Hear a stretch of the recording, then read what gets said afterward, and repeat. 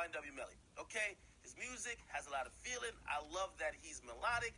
He seems to be vividly painting a picture of everything he's going through, whether it's love, whether it's thoughts of murder, whether it's whatever he's going through. His music has it all, okay? If you never listened to him, I can give you a short list of song you guys can go check out. Murder on My Mind, of course. Mind on My Murder, which is reverse of the original song. And also other songs like No Love, Rolling Loud, City Girls, No Heart, Mama Cry, which has been my recent favorite. However, as I've said, this guy is fucked, okay? Now, he went to court today and he pled not guilty for double murder. If you don't know, he's accused of killing his two best friends, YNW Juvie and YNW Sack Chaser. However, the cops, they're coming with a lot of evidence. Forensic evidence in the case is basically claiming that, yo, listen, that nigga did it, okay? Now, why are they saying he did it? Why did they lock him up now? They're saying that basically YNW Melly supposedly got in a car. They got surveillance footage of everything. Got in a car after the studio with his three other friends, okay? The guy he's charged with and two other guys, the guys who died. Now, they're saying the car that got to the hospital with the two dead bodies did not have one important person, YNW Melly. Why? Because he got dropped off along the way. Now, when they went to the goddamn, ER, and they had the two people who were shot, they were already dead, by the way. Cops realized through forensic tests that something didn't make sense because they interviewed everybody who was around or who was talked to during that duration of time, and they realized that there was some lies that was given. Okay? Basically, they said it was a drive-by shooting. The cops found evidence to the contrary. They found empty shells within the car in the back seat passenger side on the left, where they saw and they had early surveillance footage of YNW Melly getting into that side of the car. Now, if you don't know what that means, if a shell is dispensed from a gun, it means it was fired from that position and around and actually in the car. That's the big thing. So the first shot was fired in the car. Now, what happened? They also are saying, well, if y'all say it's a drive-by, the bullets that really killed these guys wouldn't be going from left to right. It would be going from right to left if the driver wasn't hit and other people weren't hit, right?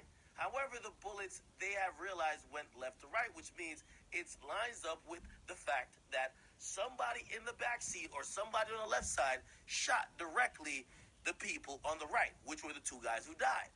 Now, along with that, they get to realize that the shattered windows and the bullets in the actual car, that was done as a staged cover-up. And they're saying that after they shot these guys, YNW Melly drove around for hours with this other homie who's a part of this cover-up to figure out how they could make it seem like it was a murder by somebody else, not them. So they drove around for hours. They went to a spot. They shot into the car, and the cops say they got the glass shatter from the car to where they believe they set it up. So they drove to some random spot. They shot the car up. The cops claim they got the shatters at that spot, and they have everything tracked on a GPS through people's phones. Yes, your phone is basically a GPS. If the cops could subpoena the phone companies to hand over the records, they could figure out where you were anytime your phone was communicating with a cell tower. So basically, they caught YNW Melly in one lie. Nigga, you were in the car. Number two, you got out the car at some point. Somebody else who was covering up for YNW Melly, they caught that person in lie to be like, yo, you absolutely spoke to that nigga that night. Okay, so they're pulling phone records, they're using GPS signals and all that type of shit, but that wasn't only it. They're even going into the social media of these motherfuckers. They went into YNW social media where he's eerily kind of discussing why he needs to be loyal to the other guy who did not die, and people think is the guy who pretty much helped cover up the whole thing. And he was talking to his girlfriend on Snapchat, and he basically said, yo, I gotta hold homie down and you gotta come everywhere with me. You know why? Because if ever something happens to him and the cops get him, they're coming to get me. Which, again, further puts a little bit more sauce on the top for the cops to feel like this is not only a cover-up, but YNW Melly did it. Okay? Again, there's still a lot to be proven. We don't know what his defense is going to be, but that's the information and the evidence they got.